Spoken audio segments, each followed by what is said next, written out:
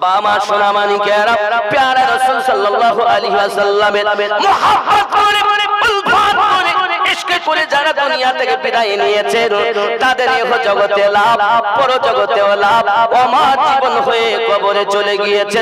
আজ আমরাও যদি আমার জীবন লাভ করতে পারি, তাহলে আমাদের জন্য সব হবে। বাবা বিবি আমার কবরে যাবে না, সন্তান আমার কবরে যাবে না, বন্ধু আমার কবরে যাবে না। আমার সঙ্গে যাবে তিনটি জিনিস। কয়টা? এক নাম্বার যাবে আমার আসবাবপত্র, মালমাতা। দুই নাম্বার যাবে আমার বন্ধু বান্ধব, আত্মীয় স্বজন। তিন নাম্বার যাবে আমার আমল নামা। দুইটা ফিরে আসবে আর একটা সঙ্গে যাবে। কয়টা সঙ্গে যাবে? কোনটা সেটা? ভালো হলেও যাবে, খারাপ হলে যাবে না মনে হয় না? খারাপ হয়ে যাবে। খারাপ ভালো যাহা আছে সবই সঙ্গে যাবে। এখন আমরা যদি কবরে যাই, কি উপায়? খেয়াল করুন, প্যারা রাসূল সাল্লাল্লাহু আলাইহি ওয়াসাল্লাম সাহাবায়ে কেরাম রিদওয়ানুল্লাহি তাআলা আলাইহিম আজমাইনগণকে নিয়ে ও বক্তব্য রাখছেন আর বলতেছেন, ও আমার সাহাবায়ে কেরাম, জেনে রাখো প্রত্যেক ব্যক্তিকে কবরের ভিতরে চাপ দেওয়া হবে। প্রত্যেক ব্যক্তিকে কবরে চাপ দেবে। ঈমানদারকেও চাপ দিবে, বেঈমানও কবরে চাপ দেবে। সঙ্গে সঙ্গে সাহাবায়ে কেরাম রুনাদারি শুরু করেছেন আর একটা প্রশ্ন করতেছেন, তাই যদি হয় তাহলে আপনার সন্তান ইব্রাহিম হুজুরের কবরে, ওনার মাজারে কেমনি করে কবরে চাপ দিয়েছে? কবর কি তাকেও আযাব দিয়েছে, কষ্ট চাপ দিয়েছে? সঙ্গে সঙ্গে নবী পাক বলেন, হ্যাঁ, তাকে কবরে চাপ দিয়েছে। তবে জেনে রাখো ও সাহাবায়ে কেরাম, ঈমানদারের চাপের ভাব হলো আলাদা, বেঈমানের চাপের ভাব হলো আলাদা। আমার আপনার নবী পাক বলেন, চাপ হলো এমন, মা জননী যখন সন্তানগুলোকে দুধ পান করায়, এই দুধ পান করাতে গিয়ে আদর করে মা সন্তানকে বুকে চেপে ধরে। ঠিক আল্লাহর নেক বান্দা বান্দি যখন কবরে যাবে, কবর তখন তাকে চাপ দেবে, সোহাগ ভরা আদর করে চাপ দেবে। আর বেঈমানের জন্য এমন হবে, ডাইনের হাড্ডি বামে, বামের হাড্ডি সামনে, সব কবরটা সংকীর্ণ হয়ে যাবে, একে অপরের ভিতরে প্রবেশ করবে। জেনে রাখো সবাই, কবরের মধ্যে তিন্নিন নামে 99টি সাপ কবরে দেওয়া হবে। ওই সাপগুলো একটা সাপের 9টা করে মুখ রয়েছে। 99টি সাপ তার কবরের ভিতরে দংশন করবে, খাবলে খাবলে খাবে। একটি সাপের 9টা মুখ, অর্থাৎ 91টা মুখ দিয়ে ওই কবরবাসীকে আপনার কামড়াতে থাকবে। প্যারা রাসূল সাল্লাল্লাহু আলাইহি ওয়াসাল্লাম এই যখন কথা বলেছেন, অদৃশ্যের সংবাদ বলেছেন, এই 3 দিন সবসময়ের কথা আমার রাসূল পাক বলেছেন। তার মধ্যে যদি একটি সাপ দুনিয়ায় এসে নিঃশ্বাস ফেলে দেয়, কোন ফসল জন্ম নেবে না। এত বিষ, এত বিষ। 99টি সাপ, 9টা করে মুখ। সাপের নাম হলো তিন্নিন। কি সাপ? তিন্নিন। নবী পাক বলেন, এটার প্রতি ঈমান আনা ওয়াজিব। এটা হলো রাসূলে পাকের ইলমে গায়েবের খবর। জোরে বলুন, আরো জোরে বলুন। আব্বাজি আমার সোনা মানিক, খুব ভালো করে বুঝুন। তাহলে ওই সাপ যদি আমাদের কামড় মারে কি হবে? কয়টা সাপ? 99টা। একটা সাপের মুখ কটা? 9টা। রাসূলুল্লাহ বলেন 99। তাহলে 99কে যোগ করে 891টা মুখ। ওই মৃত ব্যক্তির কবরে কামড়াবে। কাকে? যারা কুফরি করে কবরে যাবে, গুনাহ করে কবরে যাবে। বন্ধু থাকবে না, কোন আত্মীয় থাকবে না। আব্বা, ওই কবরের আযাব থেকে যদি বাঁচতে চান, মনে করবেন না যে আমি এসেছি আর আমার কবরে যেতে হবে না। ও গো কবর ভাঙা মাটি,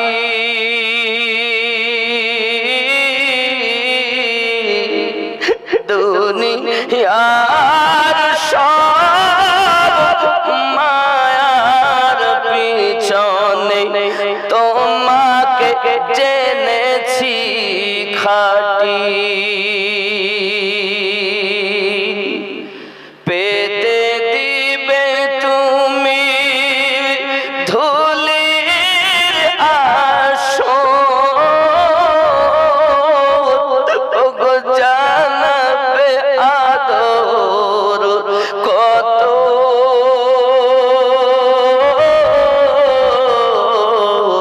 তোমারি বুকে শুয়ে পড়িব চির জনমের মতো রবে না সেদিন পিতার আদর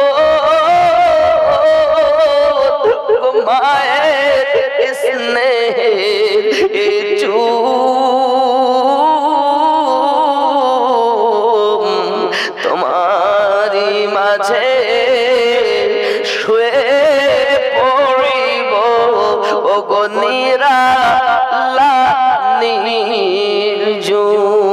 নির্ঝুম ওগো আমার কবর ভাঙা মাটি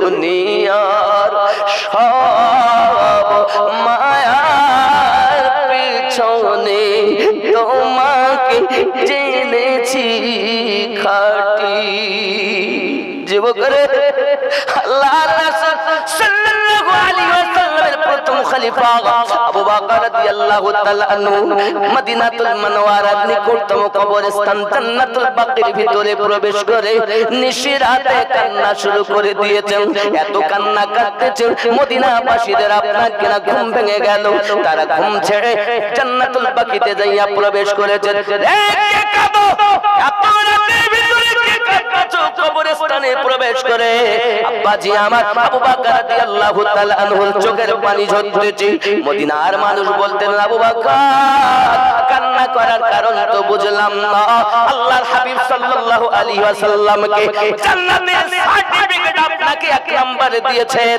আর আপনি কেন গোরস্থানের ভিতরে ঢুকে কান্না করতেছেন আবু বকর রাদিয়াল্লাহু তাআলা আনহু বলেন ওরে মদিনার মানুষ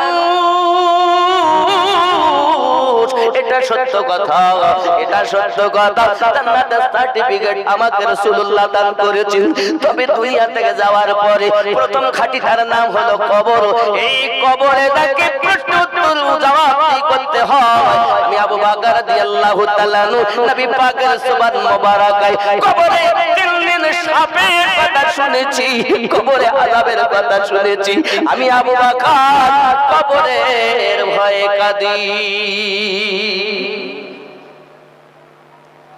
ও বাবা আমল তো কিছুই নাই আমরা কি সার্টিফিকেট পেয়েছি কাঁদুন বেশি বেশি করে কাঁদুন কবরে আমাদেরকে প্রত্যেককে শুইতে হবে জবাব ওই কবরে আপনার আমাকে আমলনামা দিতে হবে একজন ফেরেশতা এসে আমাদের উদিত করবেন আর বলবেন লেখো কি লিখবো যাহা তুমি করেছো দুনিয়াতে লেখো খাতা আমার কাছে নাই কলম আমার কাছে নাই সঙ্গে সঙ্গে ফেরেশতা বলবেন তোমার কাফনটাকে তুমি খাতা বানাইয়া নাও তোমার হাতের আঙ্গুলকে কলম বানাইয়া নাও তোমার আর গালের থুতুকে কালি বানাইয়া নাও যত কাজ করেছো তুমি লেখো এখন আমি বাবা জালসা দিয়েছিলাম বহারান মাদ্রাসায় আমি জালসায় সহযোগিতা 5000 করেছি 1000 করেছি নামাজ পড়েছি রোজা রেখেছি হজ করেছি বস্ত্রহীনকে বস্ত্র দিয়েছি খোদাটুকু খানা খাইয়েছি রমজানের রোজা রেখেছি যাকাত প্রদান করেছি লেখা হয়ে গেল সমস্ত কিছু লিখে দিয়েছে ফেরেশতা কাফনটাকে টান দিবে আবার লেখো দুনিয়া কত মন্দ কাজ করেছো আব্বা আমার আমি তখন লিখতে চাইবো না বলো তুমি মন্দ কাজ করোনি ভয়ে বলবে না আমি করিনি সত্যি তুমি করনি? হাত দিয়ে সুদের টাকা নিয়েছো? না আমি নেইনি। অমুক দিন অমুক সময় অমুক লোকের কাছ থেকে সুদের টাকা লেনদেন করেছো, টিকিট কেটেছো।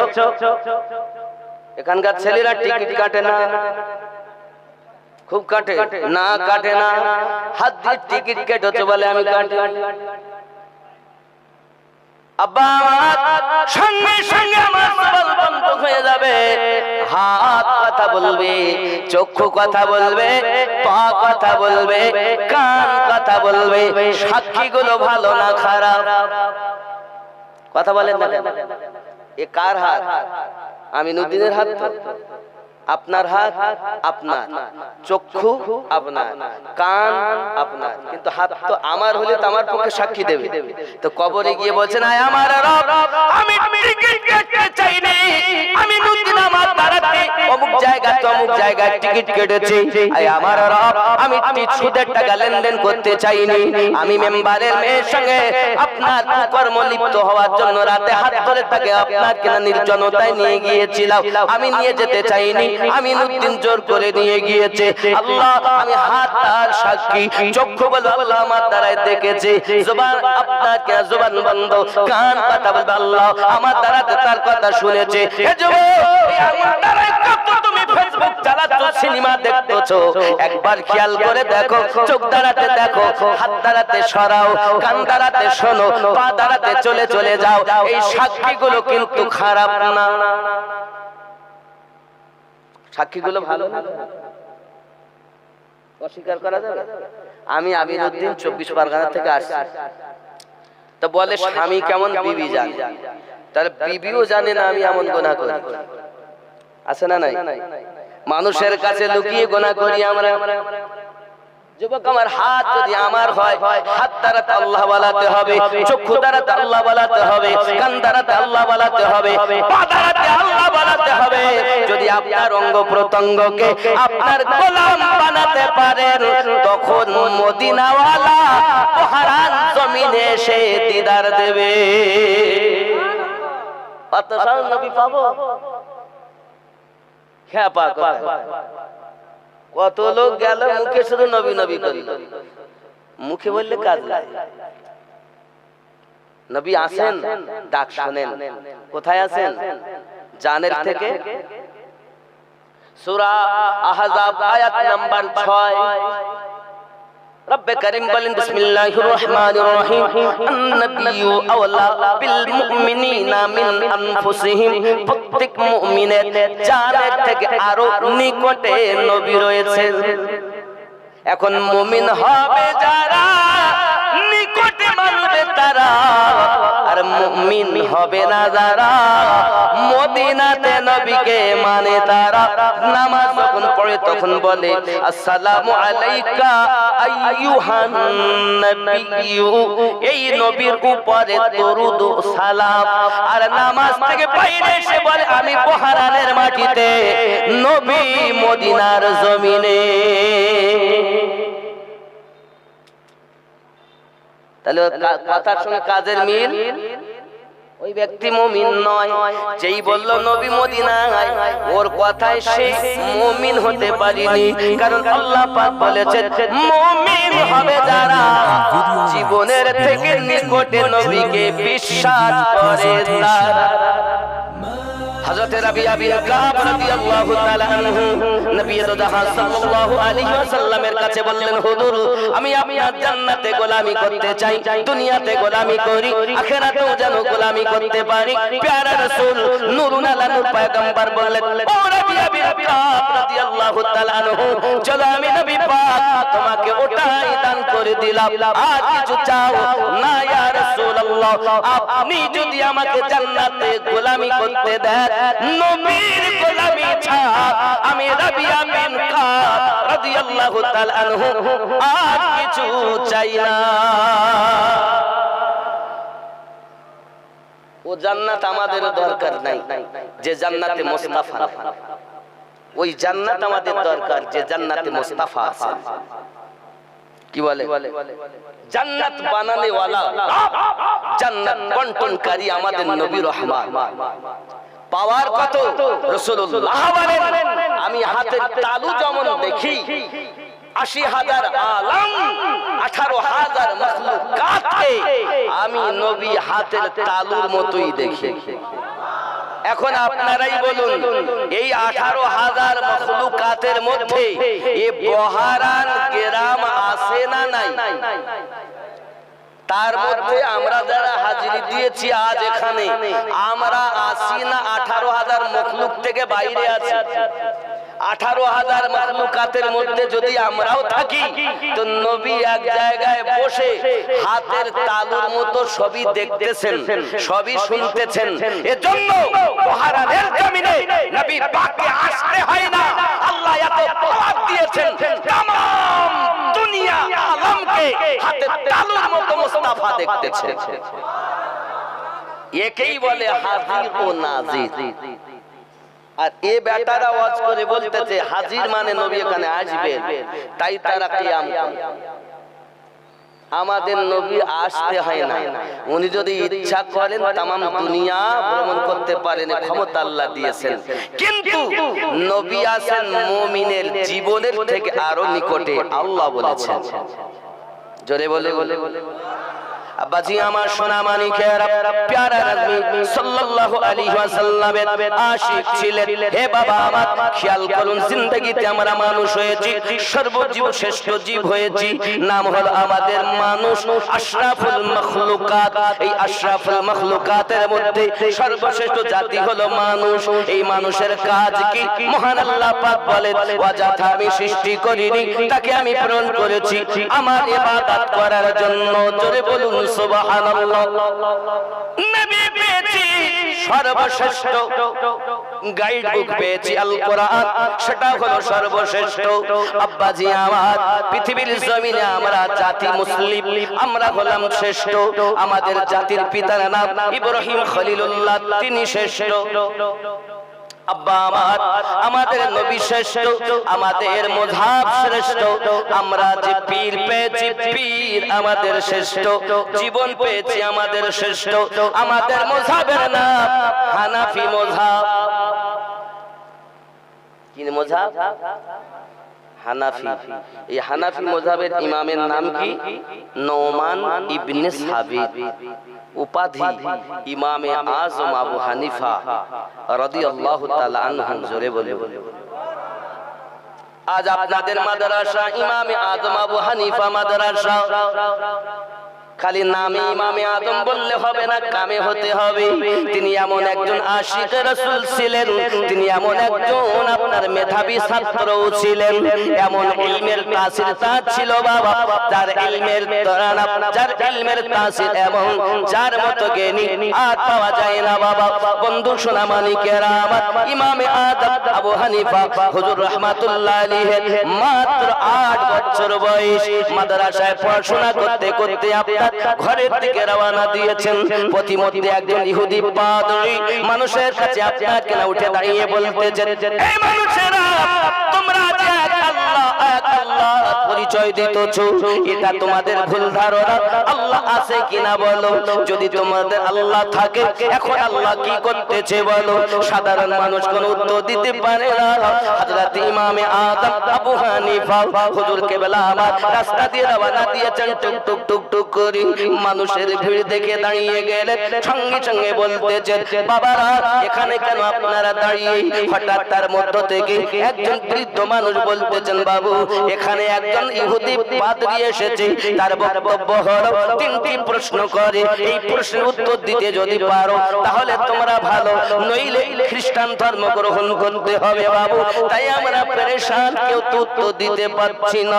ইমামে আজম বলতেছেন, বাবা ওই সে ব্যক্তি, একটু আমি যাই না কেন তার কাছে। ভিড়টা ঠেলে সম্মুখে গিয়েছেন চলে। বেটা আমার উপরে আছে বসে। ওই 8 বছরের বালক বলতেছে, কি প্রশ্ন আপনার? পাদ্রী সাহেব বলতেছেন আমার প্রশ্ন হলো তিনটি, এই তিনটি প্রশ্নের উত্তর যদি দিতে পারো তাহলে ভালো, নইলে খ্রিস্টান ধর্ম গ্রহণ করতে হবে। পাদ্রীর প্রশ্নের উত্তরে ইমামে আজম বলেন বাবা পাদ্রী সাহেব আমি 8 বছরের বালক নোমান ইবনে সাবিত আপনার প্রশ্নের উত্তর দেব।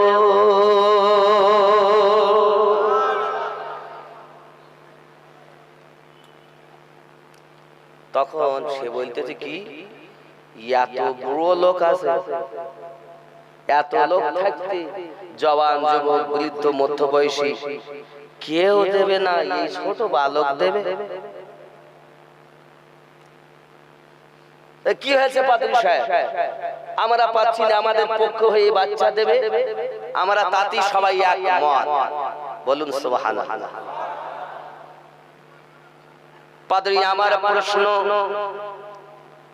কি আমি আপনার উত্তর দিব, তাহলে উত্তর যদি আমায় দিতে হয় প্রশ্নকারী থাকে নিচে, উত্তর দেবে যে সে হবে উপরে। কিছু নাই, নামতে দেওয়ার হবে। সিংহাসনে আপনি বসলে হবে না, বয়স দেখলে হবে না, ভিতরে মাল দেখতে হবে। ভিতরে মাল দেখতে হবে, বয়স দেখি কি হবে? মানুষের মাঝে এই ছোট্ট বালককে আমার নাক কেটে দেবে, তাই কি সম্ভব নাকি?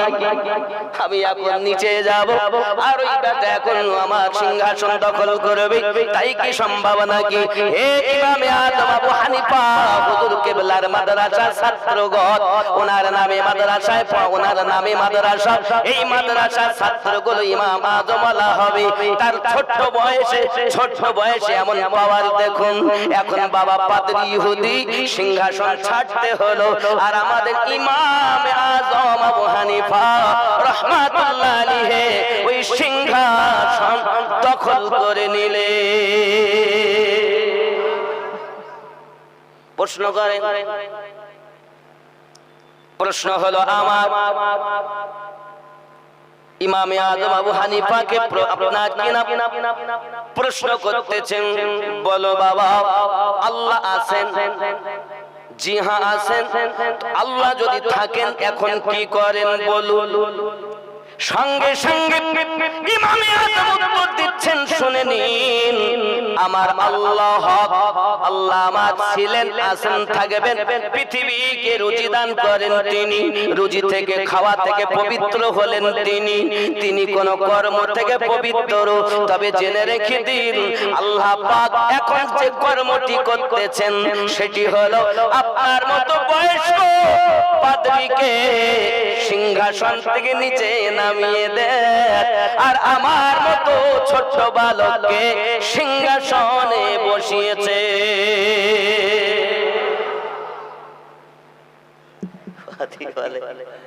যুক্তির ফেরে তো পড়ে গেছে, তাই তো এটা তো ঘটবে। অস্বীকার করি, এ তো এক আল্লাহ মানে আল্লাহ ওয়ালা ইসলাম ধর্মাবলম্বী। 2 নম্বর প্রশ্ন, আল্লাহ পাক এক, জি হ্যাঁ। যদি আল্লাহ এক হন তার আগে কি? সঙ্গে সঙ্গে ইমামে আজম বলেন, বাবা পাদ্রী সাহেব আপনি কি গুনতে পারেন? ইমামে আজম আবু হানিফা হুজুরের কথাটি শুনে পাদ্রী বলছে, এই ছেলে 8 বছর বয়স, একটা সীমারেখা কথা বলা দরকার, আমার কাছে এখন গণনা শুনতে চাই, এখন আমাকে নামটা শোনাতে হবে। বলছে হ্যাঁ পারি, বলো। 1 চন্দ্র, 2 পক্ষ, 1 2 3 4 5 6। বলে তা নয় পাদ্রী সাহেব, আপনি 10 থেকে শুরু করুন। 10 এর আগে কি? বলে 9, 9 এর আগে 8, 8 এর আগে 7, 7 এর আগে 6, 6 এর আগে কি? 5, 5 এর আগে কি? 4, 4 এর আগে কি? বলে 3। ও পাদ্রী সাহেব 3 এর আগে 2, 2 এর আগে কত? বলে 1। ও পাদ্রী সাহেব 1 এর আগে কি? বলে কিছুই না। নাই, সামান্য গণনাতেও যদি একের আগে কিছু না থাকে, আমার আল্লাহ একক, তার আগেও কিছু না।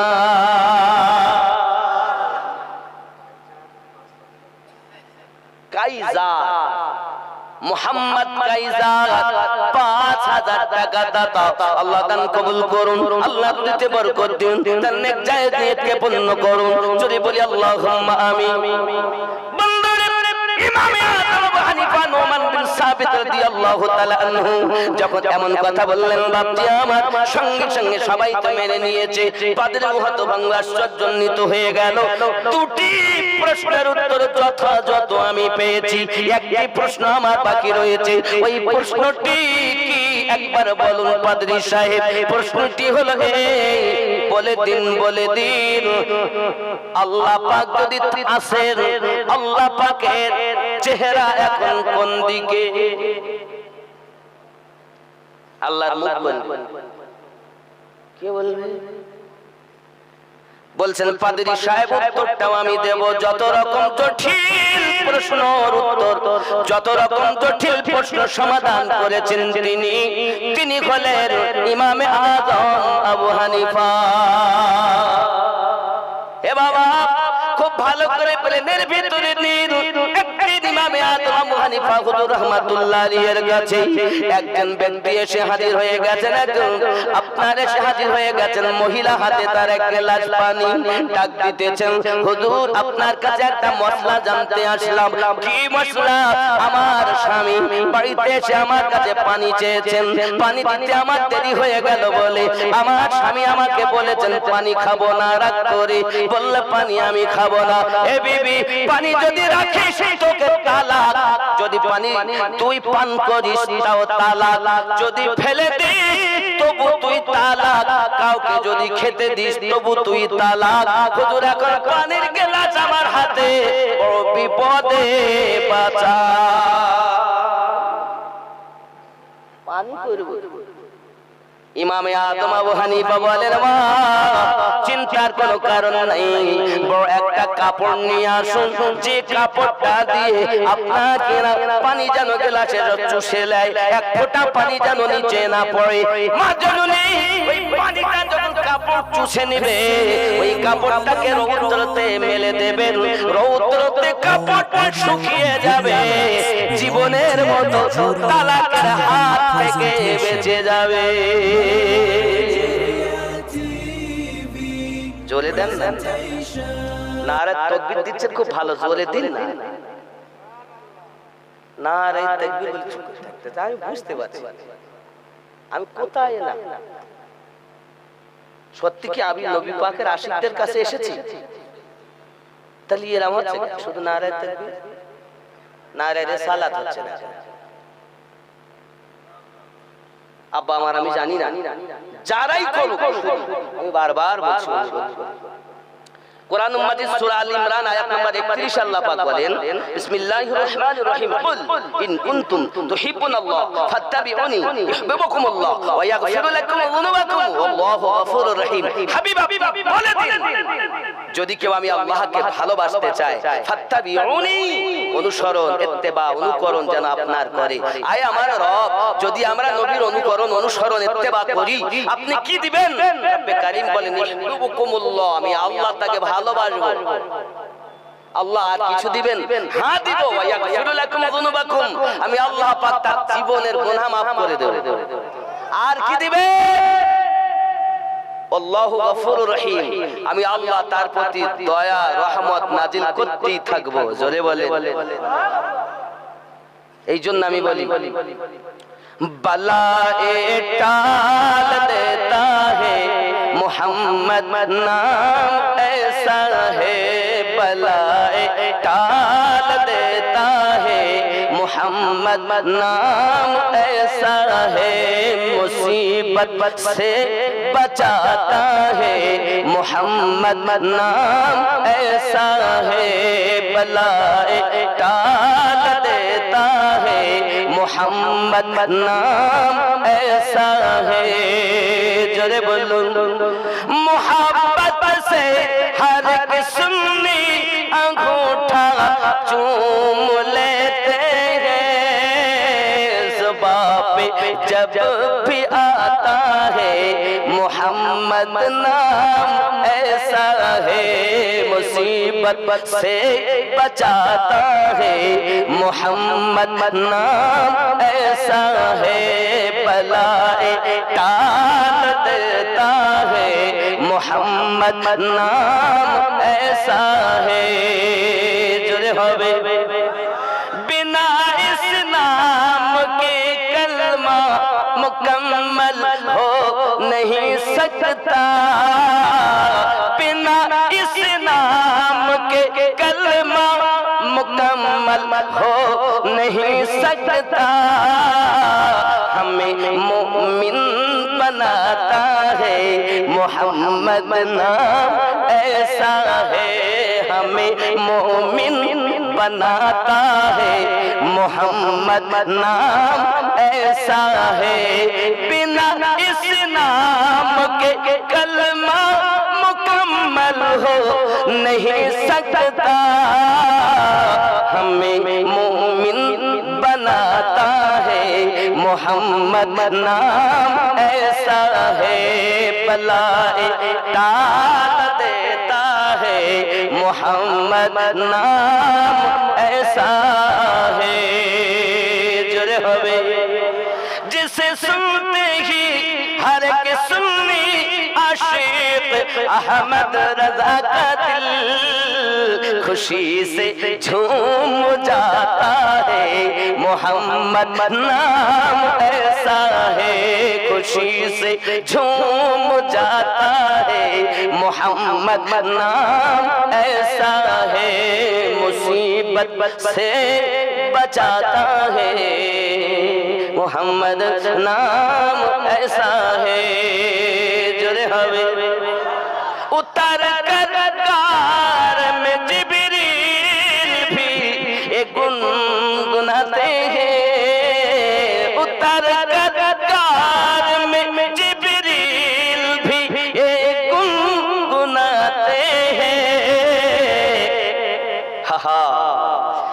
ہیرا بھی جگمگاتا ہے محمد نام ایسا ہے بلائے ٹال دیتا ہے محمد نام ایسا ہے اللہم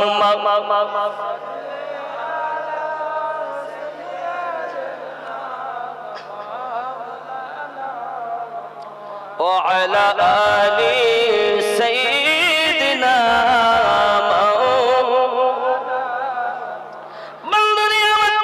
خیال کرুন ইমাম আবু হানিফা আলাইহির রহমত রিদওয়ান বলেন বাবা আপনার 3 নাম্বার প্রশ্ন হলো এটাও যে আল্লাহ পাক আল্লাহ তাআলার চেহারা এখন কোন দিকে তাই যদি আপনি জানতে চান একটি মোমবাতি কিনে আনুন আনলেন একটি মোমবাতি কিনে আনার পরে আব্বা আমার মোমবাতিটা জ্বালিয়ে দেওয়া হলো মোমবাতিটা যখন জ্বালিয়ে দেওয়া হলো বন্ধু আমার তার সীসা উপরের দিকে কোন মানুষের দিকে আপনার কিনা তার সীসাটা নাই ইমামে আজম বলেন সামান্য 1 টাকার একটি মোমবাতি তার যদি সীসা চতুর্দিকে হয় আমার আল্লাহ तमाम জাহানের পালন কর্তা তার চেহারা সকলের দিকে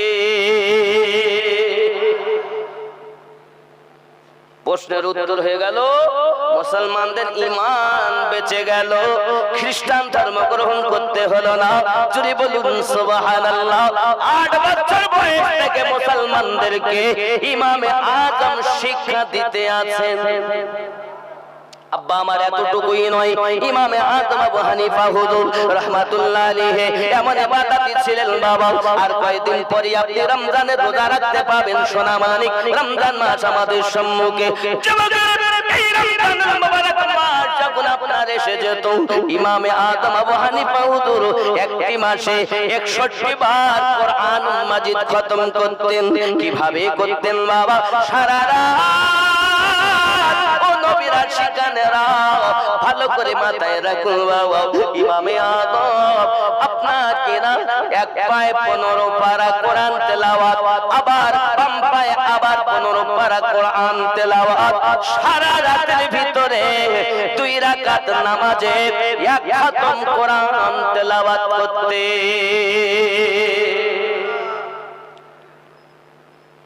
সকাল থেকে সন্ধ্যা 1 খতম, 30 দিনে 60 খতম। আর তারাবির নামাজ 20 রাকাতে পড়তেন 1 খতম। 1 মাসে এই 61 বার কোরআন খতম করতেন। ইমামে আযম আবু হানিফা পাগুলো ফুলে ফুলে মোটা হয়ে গেছে। মহান আল্লাহ পাকের দরবারে দুইখানা হাত তুলে বলতেছেন, মালিক আমার, আমি ইমামে আযমকে মানুষ না বানাইয়া যদি জঙ্গলের গাছের পাতা বানাইয়া দিতেন, আয় আমার রব, আয় আমার স্রষ্টা, জঙ্গলের পশুরাও, জীবেরা, অবলা জীবগুলো আমি পাতা বলে আমাকে খেয়ে নিত। ময়দানে মাহশরে কিয়ামতের দিন ইমামে আযমকে হিসাব দিতে হতো না, আল্লাহ কাঠগড়াতে দাঁড়াতে হতো না। এ আমার সোনামানিকেরা, এত ইবাদত তার জীবনে তিনি যদি এমন করে আল্লাহ পাকের কাছে রোনাজারি করে, রে বন্ধু, আমাদের ইবাদতের কোনো ঠিকানা নাই, আমাদের কোনো রিয়াজাত বান্দাগি তেমন নাই, আমরা কেমন করে আশা করি জান্নাতে যাব?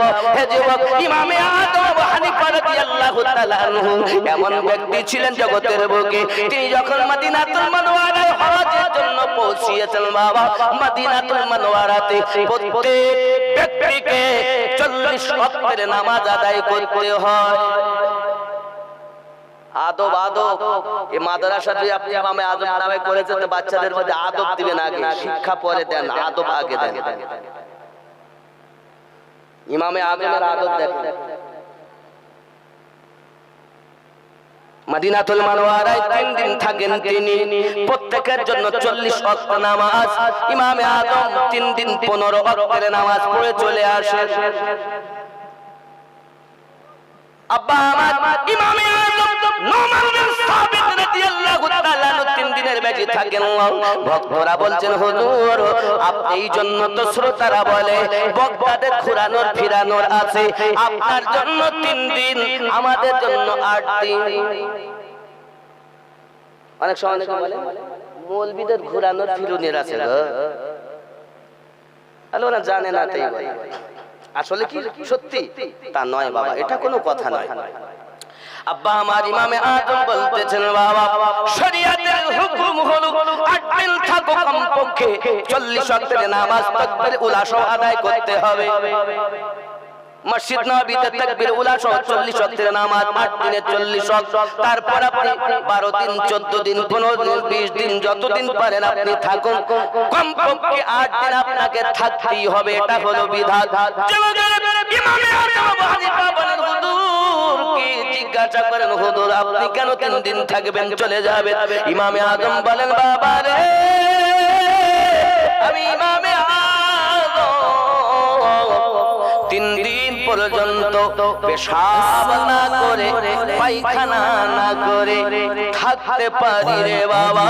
3 দিন পার হয়ে গেলে আমি ইমামে আযমের পেশাব করার প্রয়োজন হয়, পায়খানা করার প্রয়োজন হয়। আমি ইমামে আযম চিন্তা করি, যে দেশে আমার রাসূলুল্লাহ শুয়ে রয়েছেন, যে দেশে আমার দয়াল নবী ঘুরে বেড়িয়েছেন, আমি ইমামে আযম নগণ্য গোলাপ, নগণ্য গোলাও, আমি কেমন করে ওই দেশে পেশাব পায়খানা করি? বাবা রে, 3 দিন পার হয়ে গেলে আমি ইমামে আযম মদিনা ত্যাগ করি, অন্য শহরে চলে গিয়ে পেশাব পায়খানা গুলো করি। বাবা, ইমামে আযম বলেন, বাবা গো, তোমার এই জন্য হলো ফতোয়া, আর আমি ইমাম আযম যেটা করি সেটা হলো তাকওয়া। তো আদব, পেশাবও করছেন না, পায়খানাও করছেন না। 3 দিন যদি কোনো ব্যক্তি পেশাব না করে, তাহলে উনি খেয়েছেন কেমন, পান করেছেন কেমন? আব্বাজি আমার সোনা মানিক খুব ভালো করে ব্রেনের ভিতরে রাখুন। ইমামে আযম আবু হানিফা নোমান বিন সাবিত রাদিয়াল্লাহু তাআলা আনহু তিনি জগতের বুকে এসে পীরি মুরিদি করেছেন। এই পীরি মুরিদি যখন উনি করেছেন, ওনার পীর মুর্শিদের নাম হলো হযরত ইমামে জাফর সাদিক রাদিয়াল্লাহু তাআলা আনহু। ইমাম জাফর সাদিকের পিতার নাম হযরত ইমাম মুহাম্মদ বাকর রাদিয়াল্লাহু তাআলা আনহু। ইমাম মুহাম্মদ বাকরের আব্বার নাম হযরত ইমাম জাইনুল আবেদিন রাদিয়াল্লাহু তাআলা আনহু। আর ইমাম জাইনুল আবেদিনের আব্বার নাম ইমাম হুসাইন রাদিয়াল্লাহু তাআলা আনহু।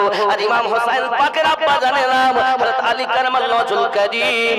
আর হযরত আলী রাদিয়াল্লাহু তাআলা আনহু যার কাছ থেকে বেলায়াত প্রাপ্ত তিনি হলেন প্যারা নবী রাসূলুল্লাহ। ইমাম আদম করছেন, তার পীর চেনেন না, তার পীর ইমাম মুহাম্মদ জাফর সাদিক রাদিয়াল্লাহু। অনেকেই বলছে হুজুর পীরেরা কি কিছু নিবে, পীরেদের দরকার আছে নাকি? দুনিয়ার মোল্লাদের কথা জিজ্ঞাসা করো না বাবা, আল্লাহ পাকের কাছে বলুন। আল্লাহ পাক আল্লাহ তাআলা জানিয়েছেন বিসমিল্লাহির রহমানির রহিম মান ইয়াহদিল্লাহু ফাহুয়াল মুহতাদি। আমি আল্লাহ যাদের হেদায়েত দান করি তারা হেদায়েত প্রাপ্ত হয়। ওয়া মান ইউদ্লিল, আর আমি আল্লাহ যাদের পথ ভ্রষ্ট করি ফালান তাজিদা লাহু ওয়ালিয়াম মুরশিদা। পথ প্রদর্শক আউলিয়াকে মুর্শিদ রূপে পাবে না। মুর্শিদ পেল যারা, হেদায়েতে থাকলো তারা। যাদের মুর্শিদ নাই আল্লাহ তাদের হেদায়েত দেননি। এজন্য মুর্শিদ ধরুন। মুর্শিদ কেমন হবে? যে মুর্শিদকে পেলে আল্লাহ পাওয়া যাবে, মুর্শিদকে পেলে নবী পাওয়া যাবে। এ আমার জওয়ান যুবকেরা, ইমামে আযম আবু হানিফা হুজুরকে জিজ্ঞাসা করা হলো, হুজুর আপনি তো বড় জ্ঞানী মানুষ, আপনি বড় আলেম মানুষ, আপনি তো বড় সুফি মানুষ, আপনার এখন বয়স কত বলুন? ইমামে আযম বলেন আমার বয়স 2 বছর। কয় বছর? 2 বছর বয়স। তো 2 বছরে কি হবে? আপনি আমাদের সঙ্গে ঠাট্টা মজা করছেন। আমরা দেখতে পাচ্ছি আপনার 2 বছর বয়স নয়, আপনার দাড়ি সাদা। আর আপনি বললেন? ইমামে আযম বলেন বাবা আমার বয়স, জন্ম নিয়েছি যবে থেকে আমার বয়স 68, 66 বছর আমার হেলায় নষ্ট হয়ে গেছে। 2 বছর আমি ইমাম জাফর সাদিক হুজুরের কাছে বায়াত গ্রহণ করে ইসলামের হাকিকাত বুঝেছি, আল্লাহর মারিফাত বুঝেছি। আমার জবাব জ্ঞান হলো 2 রকম। এখন ইলমে শরিয়াত মাদ্রাসায় পাওয়া যাবে, স্কুলে পাওয়া যাবে, ইউনিভার্সিটিতে পাওয়া যাবে। আর একটা জ্ঞান হলো ইলমে মারিফাত। এই 2 জ্ঞানে যিনি জ্ঞানান্বিত ওই ব্যক্তি হলো প্রকৃত জ্ঞানী। যাকে তাকে জ্ঞানী বললো না। আমার জওয়ান যুবক সোনা মানিকেরা, এতটুকুই নয়, ইমামে আযম আবু হানিফা হুজুর এমন তাকওয়াদার ছিলেন, এমন ইবাদত বান্দাগি করতেন বাবা সোনা মানিকেরা, আমার ইবাদতের তুলনা ছিল না। যার পৃথিবীর সরজমিনে আল্লাহ পাকের ইবাদত করেছেন, আমরা তো ইবাদত করতে পারিনি বন্ধু। উনি ছিলেন কাপড়ের ব্যবসাদার জগতের বুকে। এমন সময়তে আপনার কখনো টুপি সেলাই করতেন বাবা, কাপড়ের একটা দোকান ছিল না। এমন সময় কর্মচারীকে ডাক দিয়ে বলছেন, বাবা কর্মচারী রে, আয় বাবা কাপড়গুলো হিসাব করে লে, আয় বাবা আমার ক্যাশ বাক্সের টাকাগুলো গুনে লে। ক্যাশ বাক্সের টাকা এবং আপনার কিনা কাপড়গুলো হিসাব করে করে সব কর্মচারীকে বুঝিয়ে দিই। উনি বলছেন বাবা একটা কাপড়, একটা করে 2টি কাপড়, এক জায়গা করে 2 জায়গায় বিধা রয়েছে। বিধা বলে বিধা, বিধা খাম খাম, আমাদের দিকে বলে নালি থোড়। ওই দিনাজপুরের দিকে শুনেছি এটাকে বলে উভান, আর আপনারা বলছেন খাম। বুঝতে পারছেন? একই জিনিস, ভাষা কতটা দেখেন। আমাদের দিকে নালি থোড়, দিনাজপুরের দিকে উভান, আপনাদের এখানে খাম। একটু সুতো মোটা হয়ে থাকে না, 2-1 জায়গায় কাপড়ে দেখেন না সুতো মোটা, একেই বলছে খাম। বাবা এই 2টি কাপড় 5 করে 10 টাকা কম দামে বিক্রি করবে, আমি চলে গেলাম, এসে আবার হিসাব করে নেব। ঠিক আছে হুজুর আপনি যান, আমি আছি।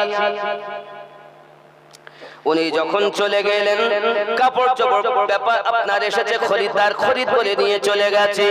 উনি দীর্ঘক্ষণ পর উনি যখন দোকানে এসেছেন, ক্যাশ বাক্সের টাকা হিসাব করতেছেন, কাপড়গুলো হিসাব করতেছেন, 5 টাকা করে 10 টাকা বেশি হয়, এপিট করে বারবার গুনতেছেন, 10 টাকা বেশি হয়। বাবা কর্মচারী কি করলি, টাকা কেন বেশি হয় বলতে পারিস?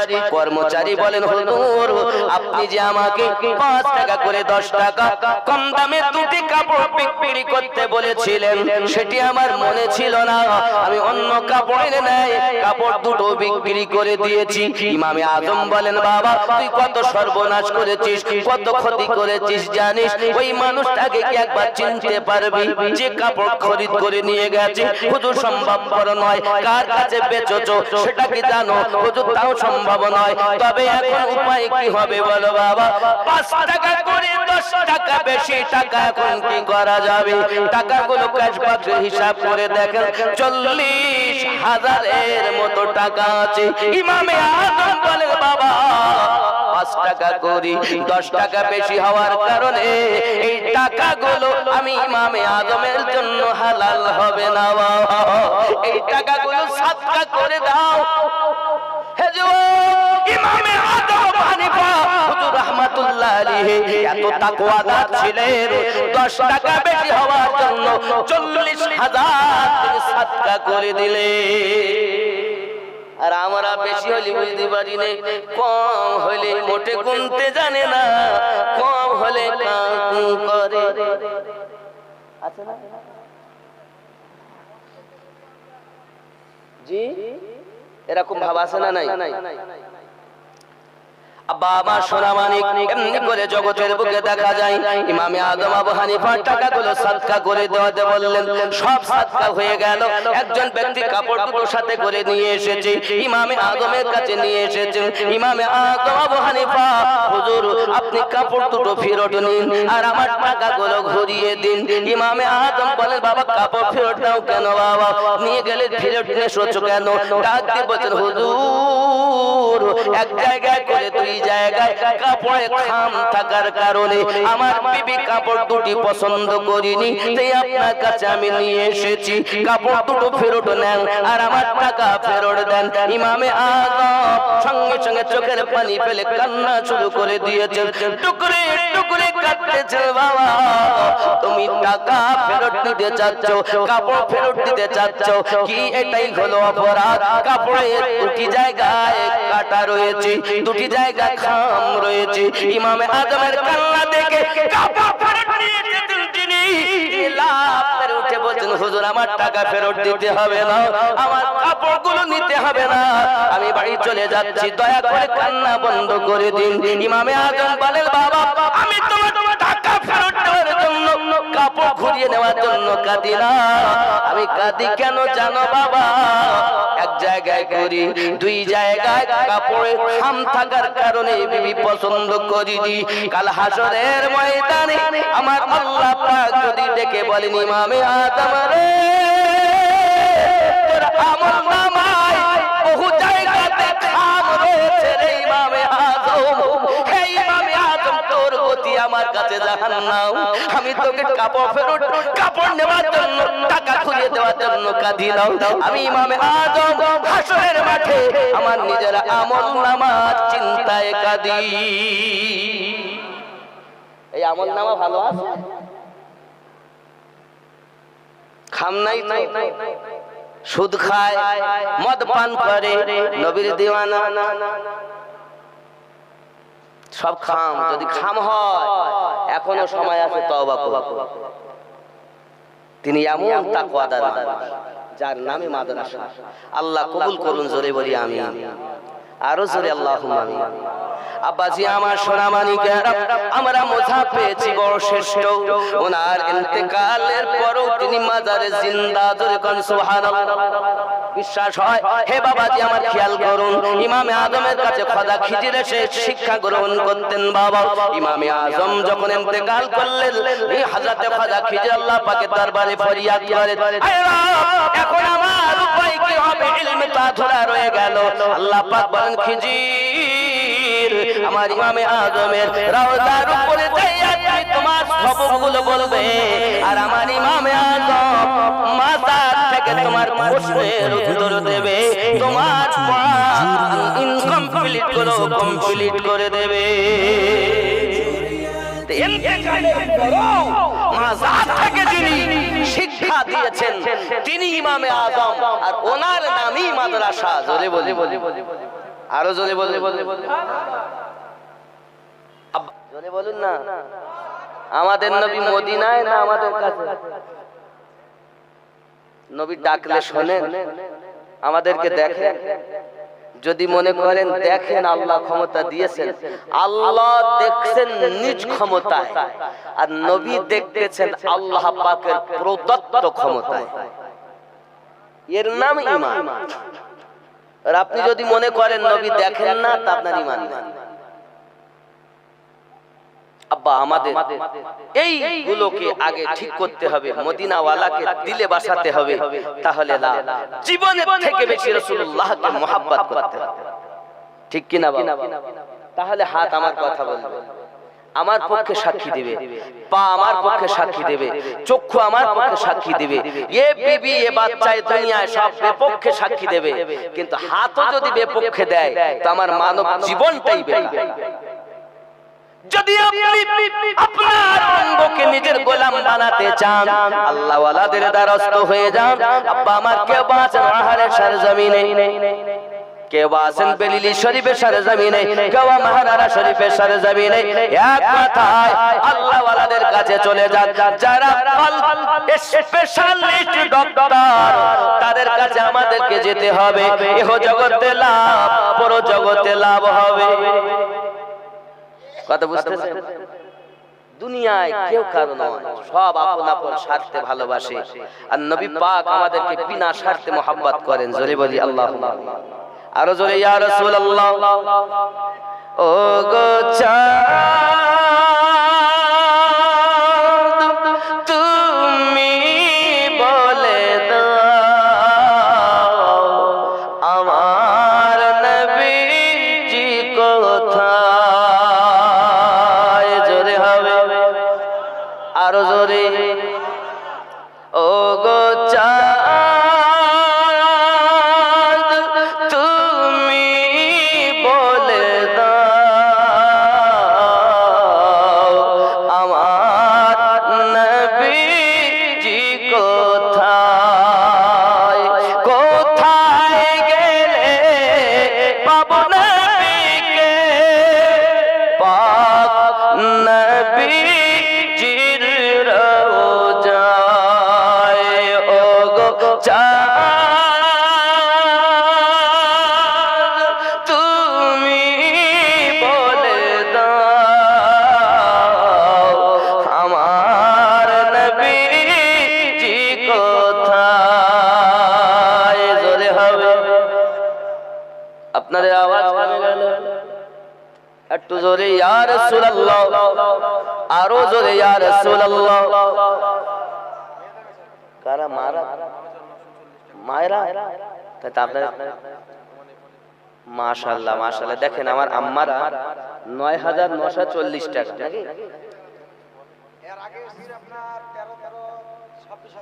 আম্মারাই দিয়েছেন বাবা। ২৭,০০০ এসছে। হ্যাঁ এর আগে এসছে, আর এবার আলো ৯৯৪০। তাহলে আমার আম্মারও অনেক দিয়েছে। আল্লাহ মায়েদেরকে আবিদা জাহিদা নেককারিনী বানিয়ে দিন। আল্লাহ আমার মায়েদেরকে নেক জায়েজ নিয়তকে কবুল করুন। জোরে বলি আমিন, আরো জোরে আল্লাহুম্মা আমিন। নারে তাকবীর। বহরানের মাটির জমিনের আওয়াজ এমন হওয়া তো উচিত না, মুহাব্বতে হবে। নারে তাকবীর। আপনারা কি মায়ের সন্তান না? গাছের তে পড়েছেন না মায়ের মাধ্যমে এসেছে? তাই মায়ের জন্য, মায়েদের জন্য তাকবীর, নারে তাকবীর। মনে হচ্ছে সব মায়ের সন্তান। মুহাব্বতে আল্লাহ রাসূল বলেন মায়ের দিকে মায়ের নজরে তাকালে কবুল হজের সওয়াব নামায়ে আমলে দান করা হয়। আরো জোরে বলুন নারে তাকবীর। नारे तकबीर, नारे रिसालत, नारे रिसालत, नारे तकबीर।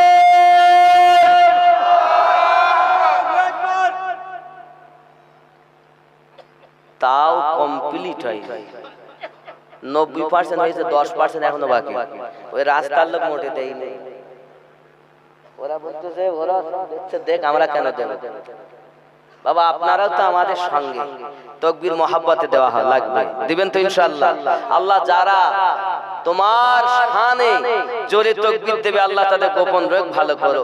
আল্লাহ তোমার হাবিবের নামে যারা উচ্চ রবে তাকবীর দেবে তাদের রোগ ভালো করো। মহব্বতে তাকবীর, নারে তাকবীর। যত আওয়াজ সব খুলুন আর বলুন নারে তাকবীর। আল্লাহু আকবার। নারে রিসালাত। এই দেখেন আশিকে রাসূলের আওয়াজ, মোহাব্বত। বহরানের মাটিতে জালসা হচ্ছে আজ বোঝা যাচ্ছে। মাশাআল্লাহ, আল্লাহ কবুল করুন। আমার আম্মা জানদেরকে আরো বেশি বেশি দান করার তৌফিক দান করুন। আল্লাহ আমার আম্মা জানদেরকে আবিদা, জাহিদা, নেককারিনী বানিয়ে দিন। জননী মায়েদেরকে আল্লাহ নেক সন্তান প্রসব করার তৌফিক দান করুন। আরো জোরে বলি আল্লাহুম্মা আমিন। আজকের এই মাহফিলে 3টি বাচ্চার দাস্তারে কিরাত হবে। কোন মায়ের সৎ সন্তান, কোন বাপের সৎ পুত্র। আল্লাহ আপনি সকল পিতা ও মাতাকে আপনার দরবারে কবুল করে নিন। জোরে বলি আমিন। আরো জোরে আল্লাহুম্মা আমিন। আমার জননী মায়েরা, পৃথিবীর জমিনে আল্লাহ পাকের এই ইসলাম ধর্মের জন্য রাসূল পাকের মায়াতে জীবন যারা উৎসর্গ করেছেন, নবীকে সবথেকে বেশি মহব্বত করেছেন। সামান্যতা আপনি টাকা দিয়েছেন, আল্লাহর হাবিবের মহব্বতে নিজের সন্তানকে কুরবান করেছেন।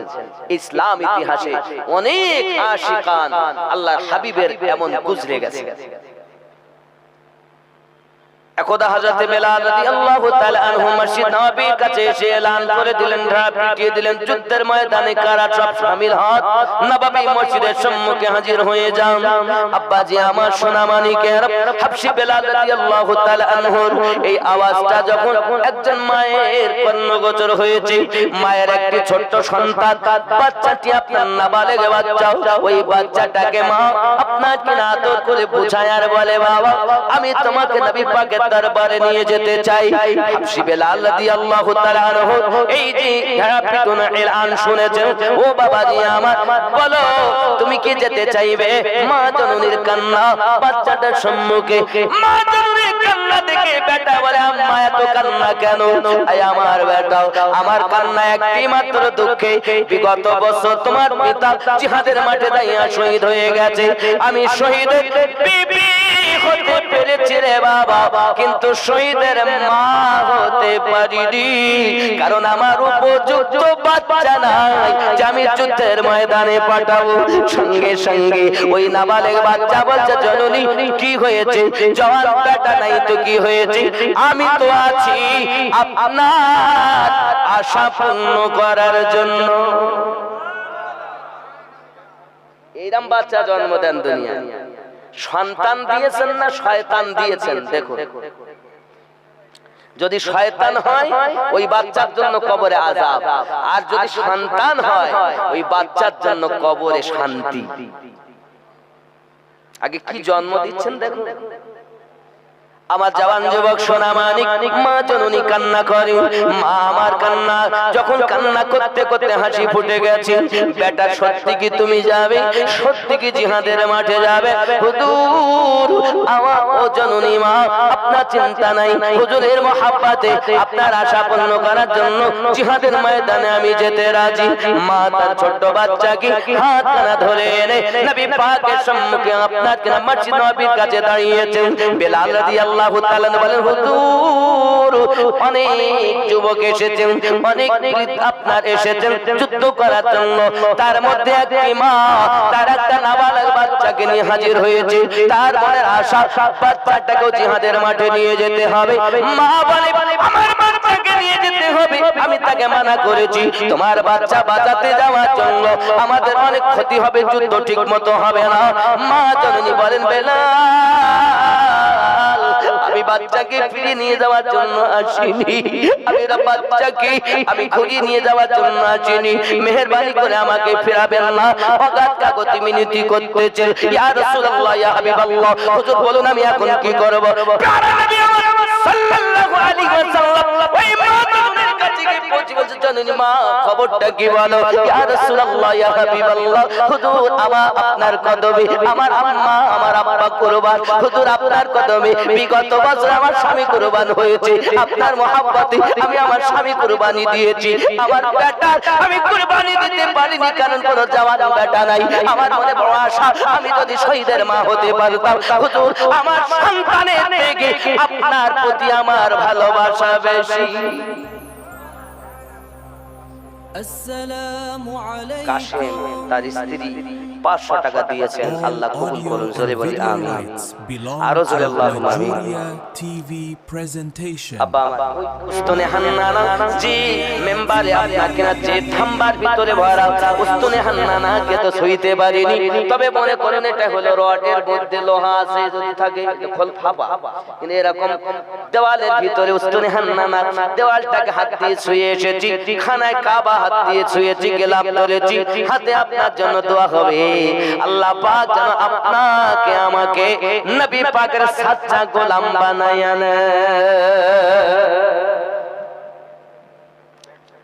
মানে কোন জায়গায় যদি আল্লাহ আপনাকে কখনো মদিনায় নিয়ে যায় যাবেন তো রিয়াজুল জান্নাতে, যখন তো অ্যাপসের মাধ্যমে এখন ঢুকতে হয়, তো রিয়াজুল জান্নাত থেকে বার হওয়ার সময় দুটো থাম্বা আছে, তো বাম হাতের যে থাম্বাটা মোটা, এই থাম্বার মধ্যে উস্তুনে হান্নানা খেজুরে সেই কাঠ ভরা, যে আমার নবীর মহব্বতে কাঁদতেছিলেন, জোরে বলে এটা খেয়াল যদি আল্লাহ বাম সাইডই ভরা। আব্বা আমার যে নবীর মোহাব্বতে কেঁদেছে, একটা কাঠ যদি কাঁদে, আর আমরা তো আমরা মানুষের মতো কেঁদেছে। বন্ধুরে আমার জননী মা নবী পাকের দরবারে আরজি জানাচ্ছেন, হুজুর আমি শহীদের বিবি হয়েছি কিন্তু শহীদের মা হতে পারিনি।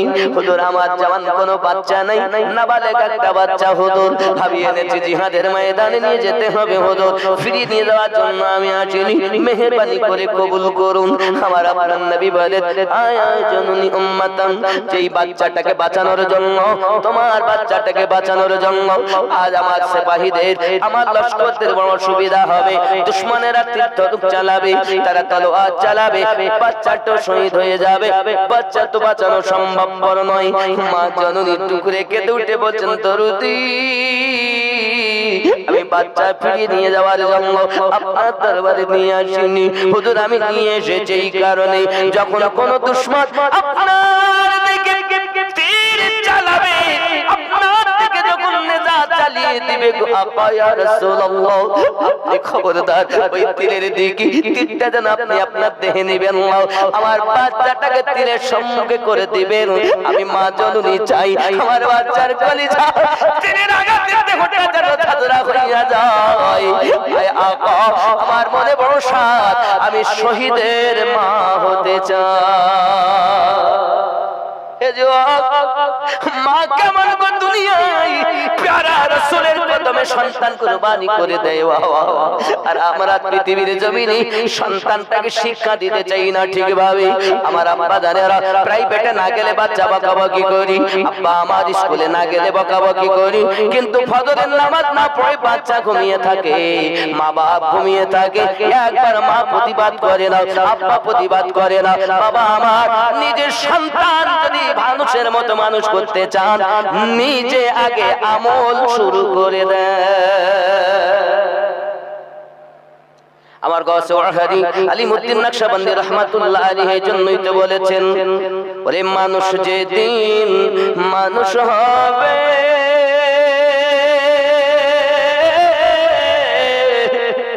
মানুষ সেদিন আল্লাহ পাবে রে, নইলে পশু হইয়া মারা যাবে, শোনা যায়। দয়াল খোদা তুমি কে জানবে তোমার পরিচয়। মানুষ কোলে জন্ম নিয়ে জানি না মানুষ হয় কোথায়, কে জানাবে তোমার পরিচয়। আল্লাহুম্মা সাল্লি আলা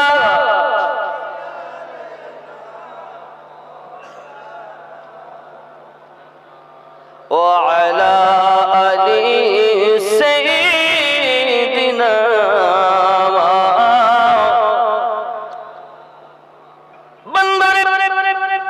প্রেম যখন হইয়া যায়, প্রেম হলে তার ভাব কিন্তু আলাদা হয়ে যায়। আব্বা আমার জওয়ান যুবকেরা, প্রেমিকের ব্যাপারটাই কিছু আলাদা। প্রেম অন্তরে যাদের একবার গেঁথে যাবে, জীবন দিবে কিন্তু প্রেম ছাড়বে না বাবা। এর নাম হলো ইশকে রাসূল, এর নাম হলো ইশকে আপনাকে ভালোবাসা। আব্বাজি আমার সোনা মানিকেরা খুব ভালো করে বুঝুন, প্যারা নবী নূরুন আলা নূর নবী সাল্লাল্লাহু আলাইহি ওয়াসাল্লাম মক্কার জমিনে রব্বে কারীমের কালামুল্লাহ শরীফ তেলাওয়াত করছেন বাবা।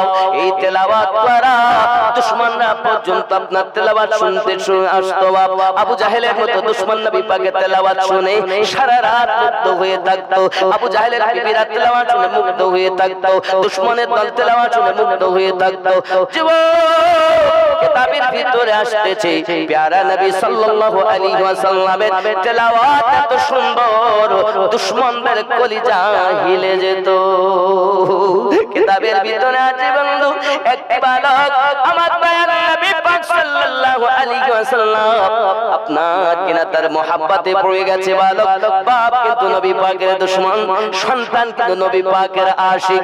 কেমন ভাবে আশিক হলো, নবী আমার রাস্তা দিয়ে যাবে, হে যুবক ওই মা বলেছে, পিতা বলেছে, মুহাম্মদ সাল্লাল্লাহু আলাইহি ওয়াসাল্লাম রাস্তা দিয়ে যখন যাবে, বাচ্চারে তুই তখন মুস্তাফার গায়ে আপনাকে নোংরা ফেলে দিবি, পাথর ছুঁড়ে মারবি, নোংরা গুলো গায়ে ফেলে দিবি, মুস্তাফা যেন ইসলামের তাবলীগ না করতে পারে।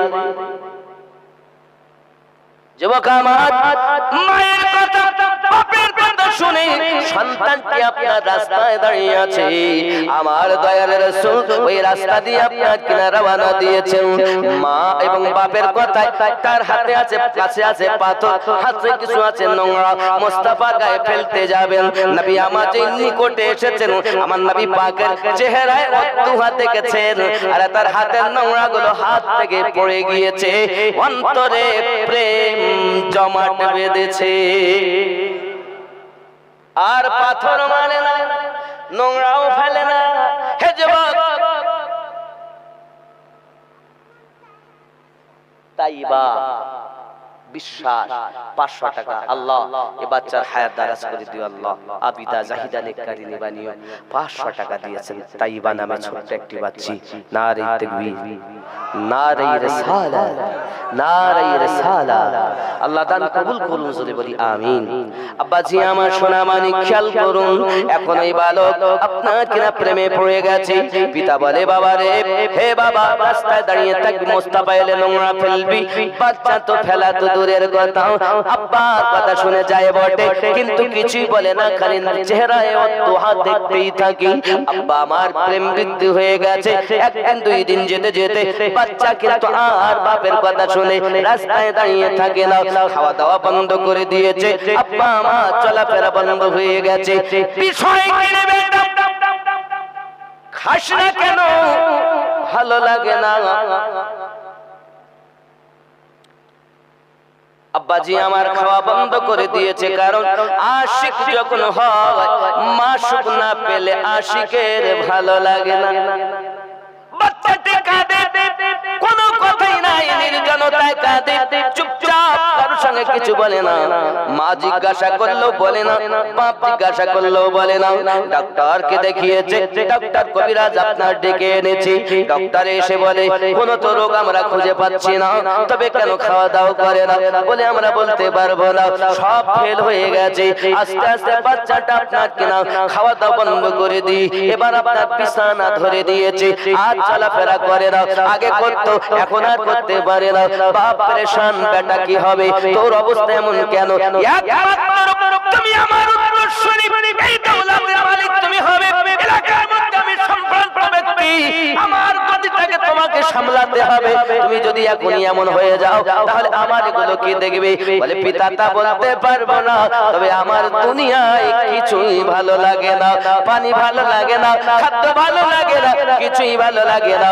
কোনো মানুষের কথা যেন আমার ভালো লাগে না। বাপ বকার চেষ্টা করো, ডাক্তার কবিরাজ দেখিয়ে কোনো ঔষধ পেলেন না, রোগ কোনো খুঁজে পাওয়া গেল না।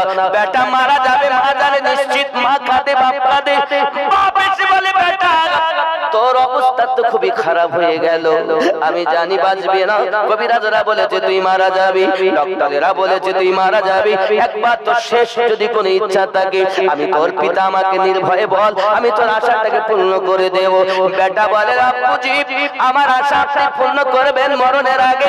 কি করব বাবা বল? ওই বাচ্চাটি ডাক দিয়ে বলে আব্বুজি যদি আমার শেষ জীবনের মতো শেষ আশাটা পূর্ণ করতে চান, তাহলে প্যারা রাসূলুল্লাহকে ডেকে আমার সঙ্গে দিদার করায়া দেন। এ বাবা, পাগের মতো গর্জন করি আর বলি তার জন্য কি করলাম? যে বাচ্চাটাকে পাথর মারার জন্য, নোংরা গায়ে ফেলার জন্য আমি লালন পালন করে শিক্ষা দেই, ওই বেটা তার প্রেমে পড়ে গেছে, বাঘের মতো গর্জন করে। বেটাটাকে মারবে অতি অবশ্যই, কিন্তু বেটাকে মারতে পারে না, তার একটাই কারণ, কারণ ওয়াদা করেছে শেষ ইচ্ছা পূর্ণ করবে। বাবা এখন প্যারা রাসূলের দরবারে সংবাদ পাঠিয়েছে, যাও না যাও না, নবী পাকের দরবারে পাঠিয়ে দেওয়া হলো। আব্বাজি আমার নবী পাকের দরবারে সংবাদ, ছোট আশিক আপনার একবার জন্মের মতো তাকে দেখে যাও। সুবহানাল্লাহ।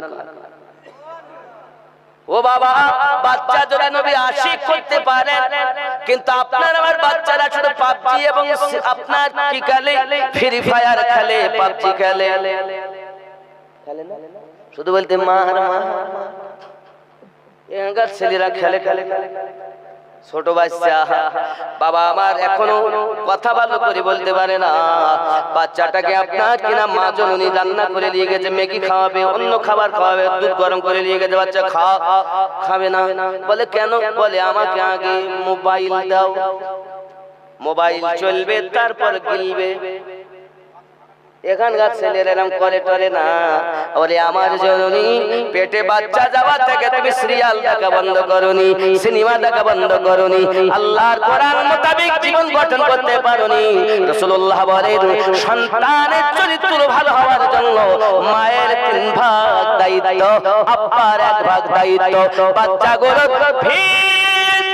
যদি মজবুত করে দিতে পারে তার পিতার মাতা, ওই বাচ্চার উপরে ছাদ যখন দেবে, ভিত যদি মজবুত হয়, ওই ভিতের উপরে ছাদ দিলে ছাদে আর কোনো অসুবিধা হবে না, ভাঙার কোনো আপনার কিনারে থাকবে না, পড়ে যাবার কোনো গ্যারান্টি থাকবে না। আর ভিত যদি হয় দুর্বল, টিনের ঘর করতে হবে, ছাদ দেওয়া যাবে না। আপনি মনে করতেছেন আমি ভিত ভালো করেছি, দেখা যাচ্ছে নরমাল সিনেমাখোর, টিকিটখোর, সুদখোর, মদখোর, গাঁজাখোর, নাফরমান সন্তান নাই, শয়তান জন্ম দিয়েছে।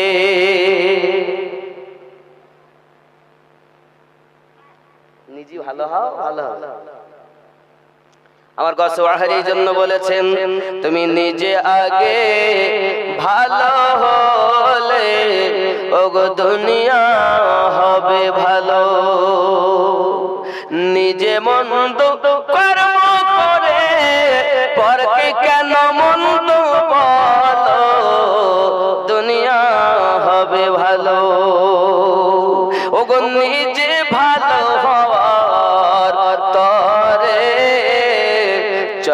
না রে মন পীরের দারে রে।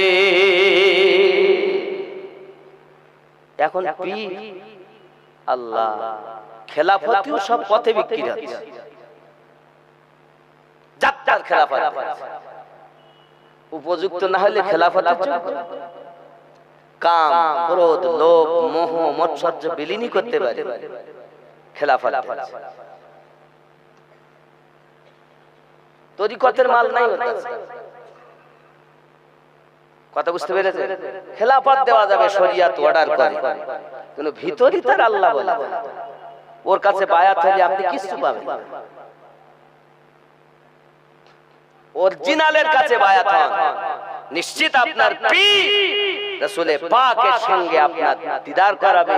হাসরের ময়দানে এই পীরের সঙ্গ ধরে আল্লাহ আমাদেরকে আহ্বান করবে।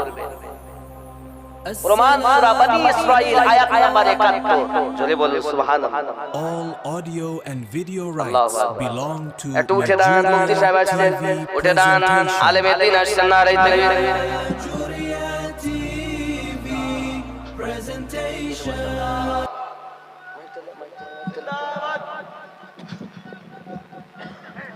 জিন্দাবাদ হাসনা হাসনা নারে তাকবীর নারে রিসালাত মাসলাকে আলা হযরত হযরতুল আল্লামা মাওলানা মুফতি আমজাদ হোসেন সাহেব কিবলা। নারে তাকবীর আর জোরে নারে রিসালাত নারে হায়দারি।